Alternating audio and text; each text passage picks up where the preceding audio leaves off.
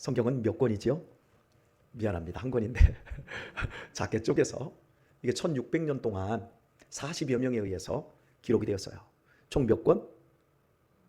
66권이에요. 아시겠죠? 39, 27, 구약 39권, 신약 27권. 어떻게 이렇게 구구단으로도 딱 떨어지게 하나님이 66권을 우리에게 주셨는지 기가 막혀요. 그죠? 네. 그런데 66권 중에 사람의 이름으로 성경을 붙여놓은 것은 41개입니다. 창세기, 출애굽기, 레위기, 신명기, 민수기는 사람의 이름이 아니에요. 그죠? 그런데 여호수아, 사무엘상하, 이 룻기, 뭐 또 에스더, 에스라, 느헤미야, 이사야, 에스겔, 예레미야, 뭐 다니엘, 호세아, 말라기, 이게 다 사람 이름이에요. 신약 성경으로 가면 마태, 마가, 누가, 요한 사람 이름 맞아요. 그죠? 그리고 뭐 디모데, 전후서, 유다서, 요한 1, 2, 3서, 요한 계시록 다 사람 이름이에요. 맞지요? 그러면 퀴즈를 낼게요. 66권 중에 41권이 사람 이름인데 사람 이름을 등장을 시켜서 성경에 이름을 정할 때 그 사람이 대단한 사람일까요? 시원치 않은 사람일까요? 대단한 사람일까요? 시원치 않은 사람일까요? 마태, 마가, 누가, 요한 대단한 사람들이에요. 베드로 대단한 사람이에요. 디모데 대단한 사람이에요. 사도 요한 대단한 사람이에요. 유다서 대단한 사람이에요. 사무엘 대단한 사람, 여호수아 뭐 정말 어마어마한 사람들이잖아요. 그러니까 사람의 이름으로 성경을 정할 수 있는 건 그 사람이 보통 사람이 아니라는 의미예요. 그러면 41명 가운데 여자의 이름을 붙인 건 몇 권일까요? 41권 가운데 여자의 이름을 붙인 건 몇 권일까요? 미안합니다. 여러분의 실력이 다 뽀록 나는데 우리가 읽은 에스더서와 이 룻기서 2개밖에 없어요. 41명 가운데 39명이 남자고 2명만 여자예요. 그렇다고 한다면 고대 사회에서 지금처럼 인권이 신장된 사회가 아닌 고대 사회에서 여자들은 숫자에도 넣지 않았고 호적에도 없고 문화적인 활동 같은 걸 전혀 못했어요. 지금 우리 올림픽 경기를 하지 않습니까? 4년마다 한 번씩 하는. 1894년에 근대 올림픽이 개회되어서 그렇지요. 고대의 아테네의 올림픽에는 여자들이 단 한 사람도 구경을 못했다는 거 여러분 아시면 돼요. 당시의 문화가 그랬어요. 그런데 남자들을 다 제껴두고 성경에 어떻게 여자 이름이 성경으로 들어갈 수 있는가?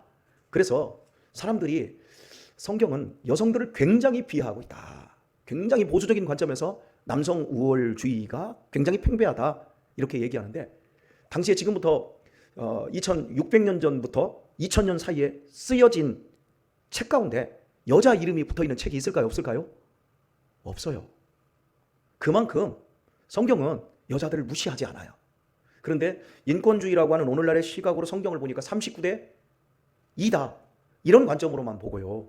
자꾸 여자들을 막 꼬드기고 또 그들을 뒤에서 부추겨서 이런 거 의미도 없어.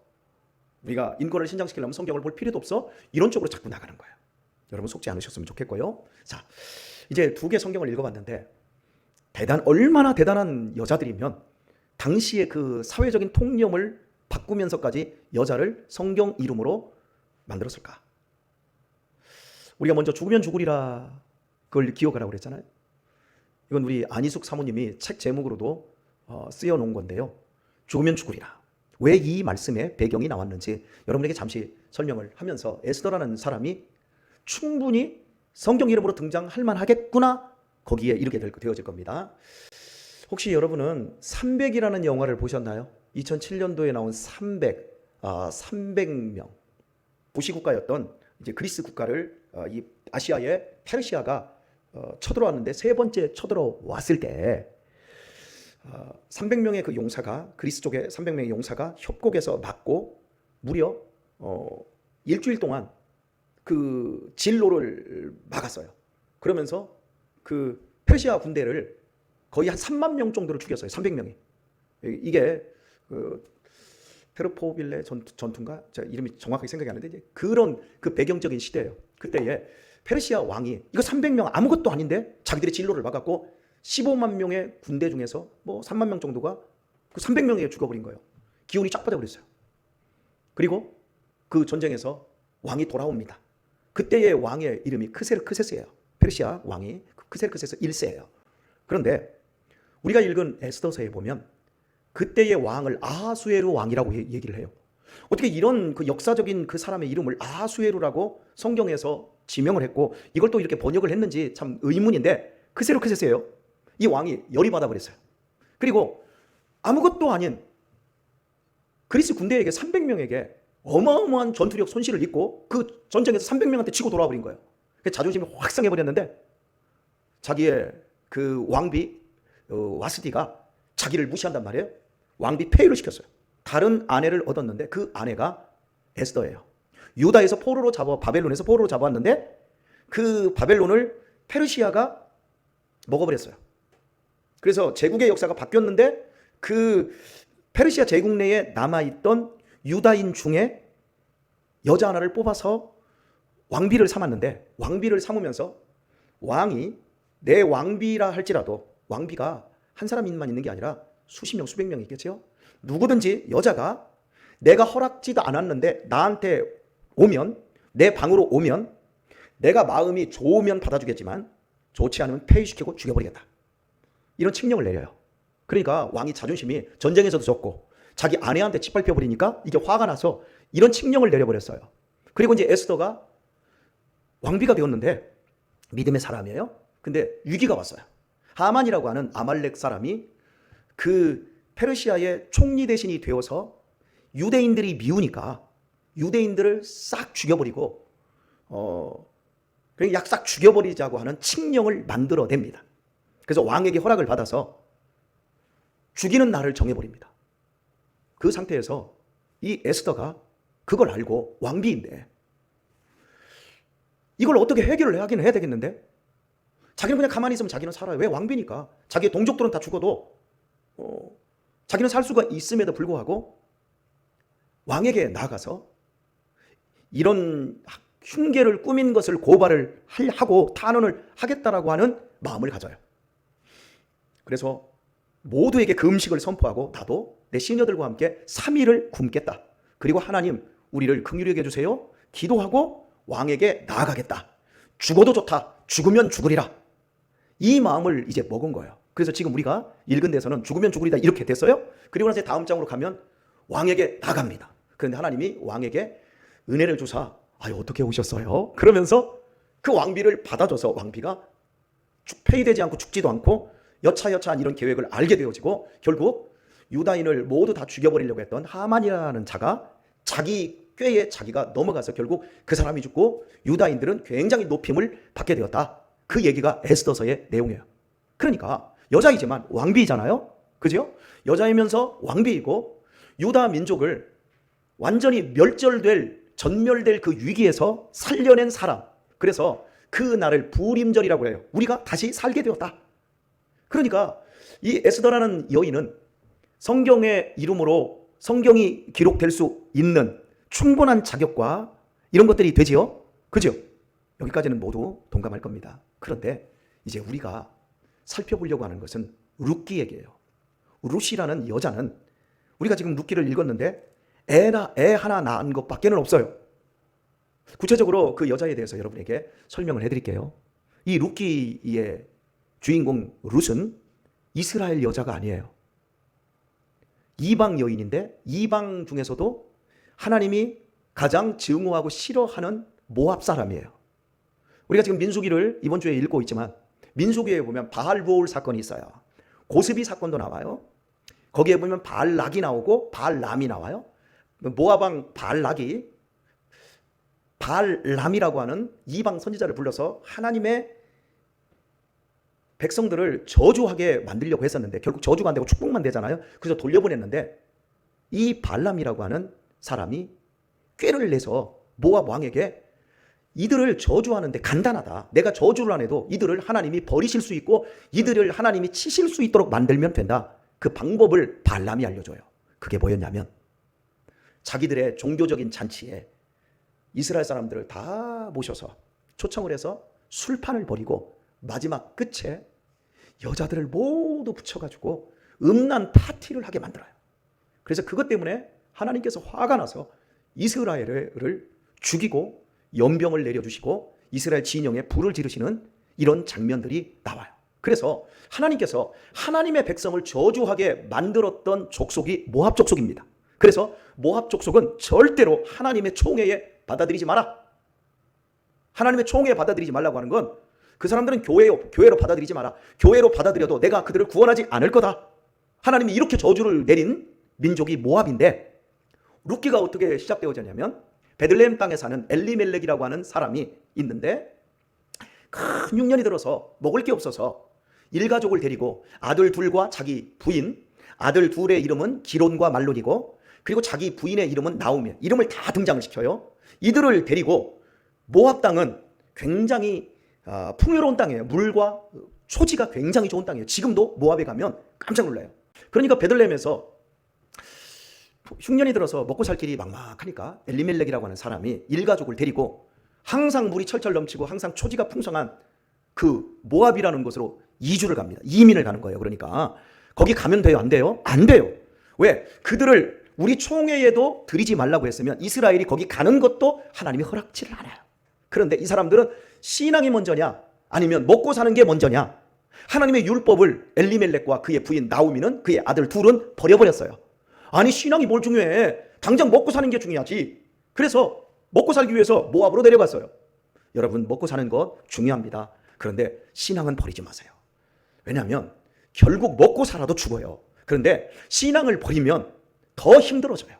하지만 먹고 살기는 힘들어도 신앙을 버리지 않으면 버텨낼 수 있고 이겨낼 수가 있어요. 하지만 다시 하지만이에요.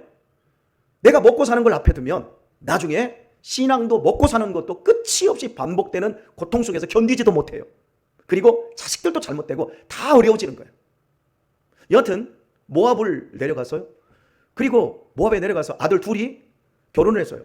기론과 기론은 거기에 오르바라고 하는 여인과 결혼을 했고, 둘째 아들 말로는 룻이라는 모압 여자와 결혼을 했어요. 아니 들이지도 말라고 했는데 보내버려요. 그리고 갔어요. 그리고 해서는 안 될 짓들을 다 했어요. 그리고서나 10년을 살아가면서 제일 먼저 남자, 그 집의 가장 엘리멜렉이 죽어요. 그리고 큰아들이 죽어요. 둘째 아들이 죽어요. 졸지에 시어머니 과부 됐고 자식 하나도 없는 청상 과부. 그러니까 여자들만 셋이 남았는데 모두 과부 트리오. 기가 막힌 거지요. 이 비극. 이게 신앙을 떠난 사람들의 비극을 보여주고, 당시에 이 룻기는 사사시대를 보여주고 있는 거예요. 사사시대에 이렇게 처참하게 일그러진 이스라엘을 고발하고 있는 내용이 룻기서인데, 여하튼 간에 그들이 다 망해버리고 다 죽어버리고 여자들 셋이 남았어요. 그래도 그냥 살아야지 어떻게 합니까? 그런데 집에 며느리들은 잘 돌았어요. 다 청상이면 이 엄마는 이방 사람 아닙니까? 그러면 남편이 죽고 시아버지도 죽었어요. 그냥 나 몰라라 하고 자기들 야밤에 주랭랑 쳐버리든지 자기 집으로 그냥 친정집으로 돌아가면 돼요. 그런데 시어머니를 극진히 모시면서 살아요. 그러다가 이스라엘 땅을 하나님이 돌아보셨다, 거기도 풍년이 들었다, 이 얘기를 듣고 여기서 서방도 잡아먹었고 아들 둘도 다 잡아먹은 년이 여기 있어야 뭐겠냐, 그러더니 가야 되겠다고서나 다시 고향으로 이제 귀환하려고 가는데 이 며느리들도 따라온단 말이에요. 며느리가 얼마나 좋은 며느리들이에요. 그죠? 따라오는데 거기서 서로를 말을 할 때 아가 이렇게 말을 해야 되는데 따라 이래요. 그러니까 시어머니와 며느리와의 관계가 친정 엄마처럼 딸처럼 좋은 관계예요. 따라 그래요. 그러다가 이 시어머니 나오미가 중간에 두 며느리한테 너희들이 지금까지 나한테 그만큼 했으면 됐다. 고맙다. 하나님이 너희들을 축복하기를 원한다. 고맙다. 너네들 내가 고향으로 가면, 나는 고향으로 가는 거지만 너네들은 니네 고국을 떠나고 타지에서 살아야 되는데 서방이 있기를 하니 뭘 있기를 하니 나는 늙었으니까 너희는 젊지 않니? 너희들 새 출발해라. 이 고향에서 새 출발해서 너희들 남편에게로 가라, 이렇게 얘기해요. 그러니까 시어머니가 딸들처럼 생각해서 내가 너네들 다시 제가시켜줄게. 가라. 그만큼 했으면 됐다. 뭐 이렇게 얘기하니까 이 며느리들이 팔짝팔짝 뛰는 거예요. 아니요, 우리는 어머니와 함께 가겠습니다. 그런데 시어머니가 진심으로 너네들, 난디네들이 행복하기를 원한다. 가라. 그랬더니 첫째 며느리가 오르바가 시어머니를 끌어안습니다. 그리고 눈물 흘리고 갑니다. 그런데 둘째 며느리 룻이 큰 며느리도 갔으면 가야 되는데 이렇게 말하는 거. 어머니, 나는 안 갑니다. 어머니가 가시는 곳에 나도 가고, 어머니의 백성이 내 백성이 되고, 어머니의 하나님이 내 하나님이 되고, 어머니가 죽는 곳에서 나도 죽을 겁니다. 어머니, 나 가라고 하지 마십시오.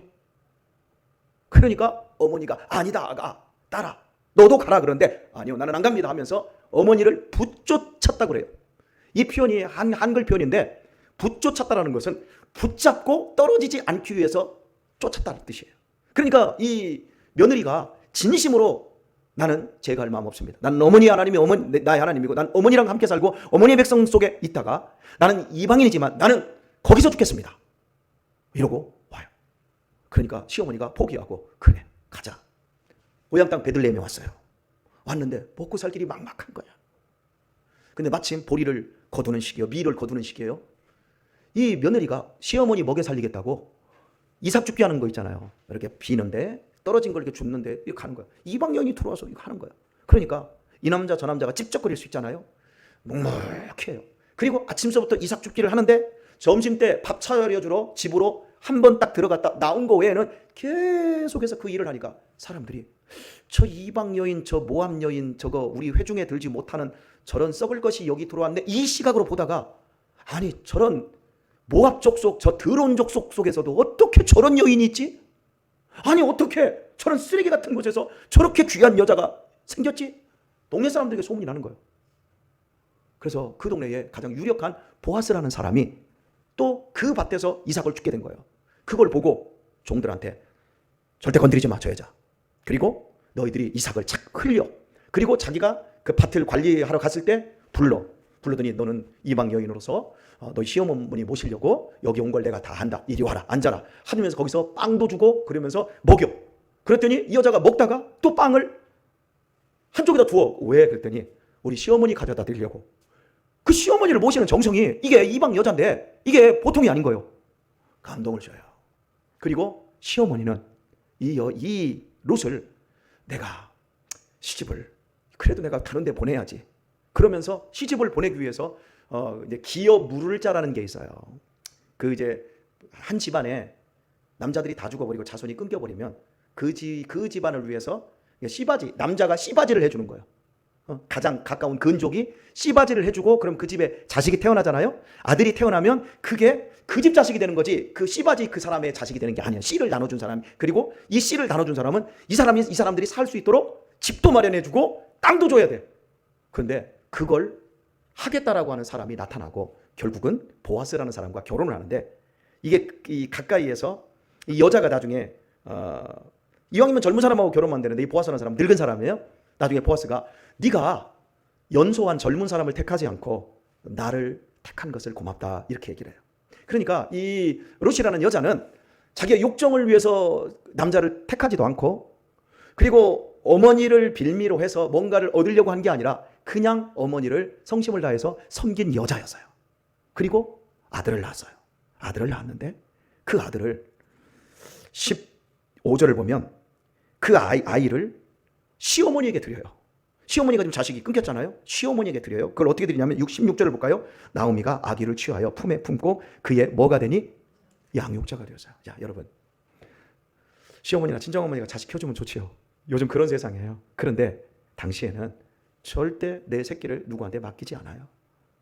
근데 지금 양육자가 되었다, 이게 뭐냐면 어머니, 이 아들은 내 아들이 아니라 어머니 아들입니다 하고 어머니한테 이 모성애를 끊어내고 어머니에게, 어머니를 위해서 자신의 아들을 맡긴 거예요.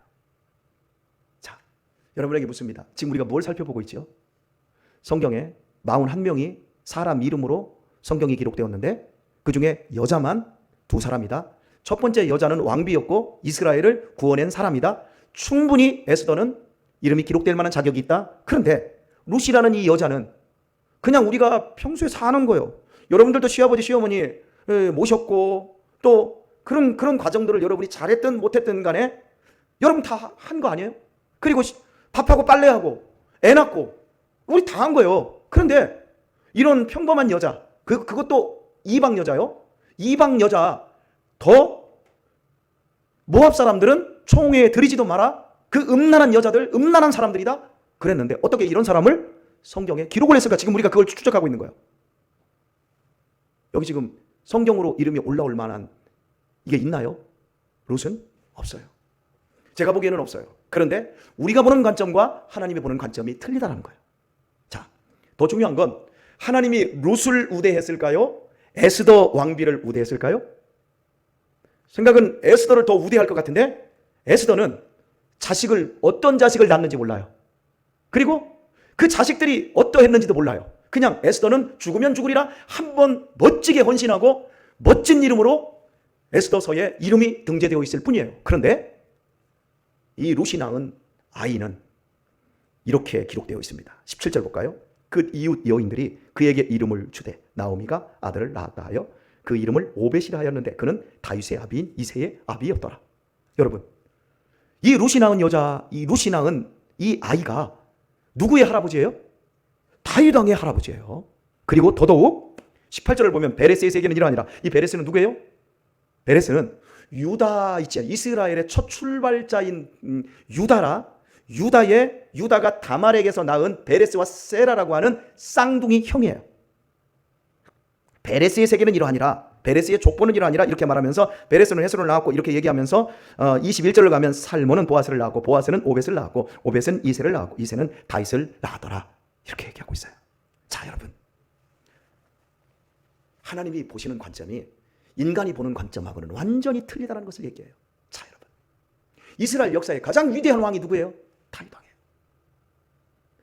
다윗 왕의 할머니, 다윗 왕의 증조 할머니가 바로 롯이에요. 자, 다르게 말하겠습니다. 다윗 때문에 롯이 있는 게 아니라 롯 때문에 다윗이 있는 거예요. 우리는 다윗 왕의 증조모구나 이렇게 기억을 하는 게 아니라 이 롯이라고 하는 여인이 없었으면 다윗 왕도 없고 솔로몬 왕도 없는 거예요. 그러면 무엇 때문에 이 여인을 하나님이 이렇게 성경의 이름뿐만 아니라 그의 자식들의 계보를 보여주시면서 여기에 이렇게 기록을 해놨을까요? 에스더보다 훨씬 하나님이 이 여인을 높이고 있다는 것을 우리에게 이야기를 하고 있는 거예요. 사랑하는 우리 여집사님들, 제가 왜 이 성경을 첫 번째 기도의 모임에 선택했겠습니까? 여러분이 앞으로 집사로 이곳에 있든지 여러분의 가정에 있든지 여러분은 하는 일이 별반 다르지 않습니다. 밥하고 빨래하고 청소하고 밖에 나가서 돈 벌고 애들 양육하고 교회 와서 청소하고 또 밥하고 무슨 일이 있을 때 마음을 모아야 되고, 여러분 표 나는 일 아니에요. 그런데요, 여러분 때로는 힘겹고 여러분 짜증날 때가 있을 거예요. 그때 여러분들이 보아야 할 건 바로 이겁니다. 이 롯이라는 여인은 남들이 하는 일, 아무렇지도 않게 할 수 있는 일, 선택의 순간순간마다 최선을 다해서 하나님이 기뻐하는 쪽으로 선택을 했어요. 그 기뻐하는 선택이 하나님의 말씀에 있는 네 부모를 공경하라, 네 늙은 어미를 경히 여기지 말라. 여러분, 하나님이 우리에게 요구하는 게 여집사회를 만들어 놓고 거대한 사업을 이루자, 죽으면 죽으리라, 우리 지금까지 없었던 큰 일을 하자. 아니요, 하나님 그거 우리에게 원하지 않아요. 더 작은 일에 충성하세요. 누가복음 13장은 우리에게 말해요. 네가 지극히 작은 자 하나에게 바로 나한테 한 것이다. 그리고 지극히 작은 일에 충성된 자를 내가 큰 일도 맡기리라, 이렇게 말씀하셔요. 여러분, 내가 힘들고 어려울 때 이 롯을 기억하세요. 하나님이 여러분을 보세요. 한번 멋들어지게 큰 일 치르는 건 누구나 할 수 있어요, 에스더처럼. 그런데 꾸준히 죽으면 죽으리라를 꾸준히 죽을 때까지 하는 건 정말 아무나 못해요. 작은 일에 충성하지 않고는 못해요. 여러분이 남편도 돈 벌지요? 여러분도 돈 벌지요? 그러면 밖에서 하루 종일 일하면 에너지를 다 뺏겨요. 에너지가 들어와요. 에너지가 다 소진되지요. 소진이 된 상태에서 여러분 집에 들어가면 나 힘 하나도 없어 하면서 여보 밥해, 그럽니까? 남편도 에너지를 다 뺏기고 왔어. 여러분도 에너지를 다 쏟고 왔어. 그래 놓고도 여러분은 집에 들어가면 어떻게 하죠? 제일 먼저 어디로 가요? 주방으로 들어가. 쌀을 씻어. 그리고 계란이라도 부쳐. 된장이라도 끓여. 에너지 하나 없는데도 그 일을 해. 뭐 때문에? 사랑이라는 이름으로, 엄마라는 이름으로, 아내라는 사명으로 그 일을 해. 안 알아줘. 그거 그렇게 해줬는데 남편이 밥 먹고 들어왔든지 이걸 먹으라고 해놨냐? 그러면 확 죽여버리고 싶고 머리 확 긁어버리고 싶죠. 그래도 여러분 해야 돼요, 안 해야 돼요? 그 일을 해야 돼요. 그래서 여러분의 가정이 지금까지 버텨진 거예요. 저는 여집사회를 만들어 놓고 여러분 큰일 하려고 하지 마세요.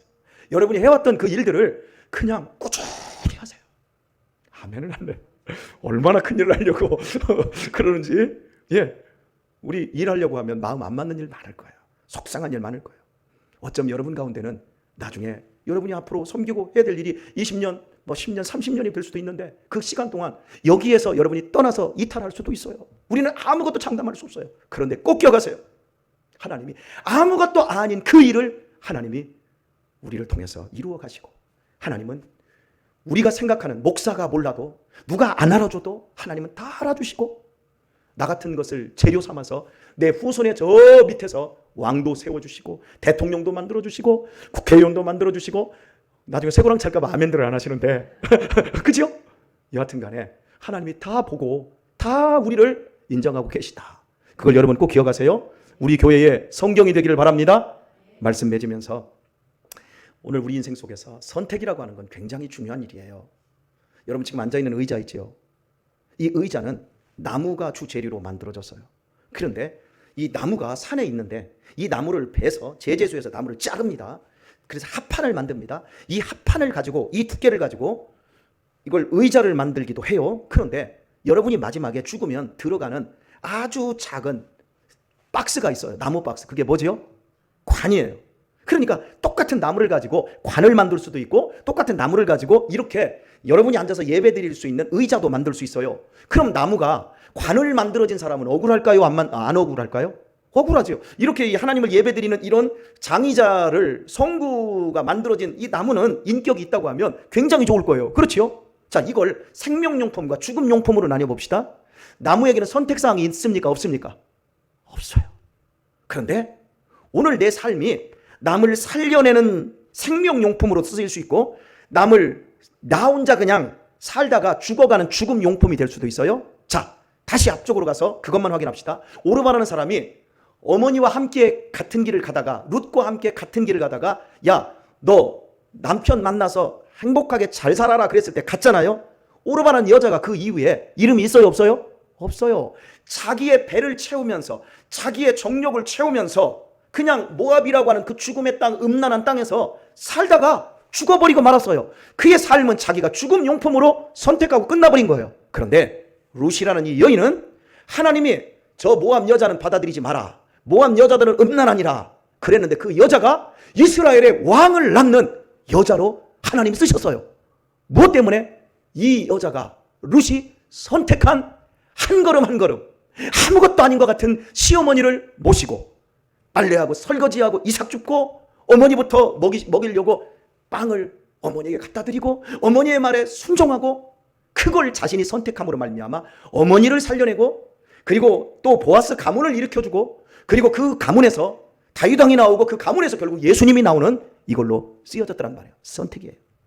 힘들고 어려운 길을 여러분은 선택하신 거예요. 앞으로 싸우더라도 잘 싸우세요. 아셨지요? 싸우고 쪽내지 말고 싸우고 더 가까워지시고 서로 보다듬어주면서 생명용품이 되세요. 아셨어요?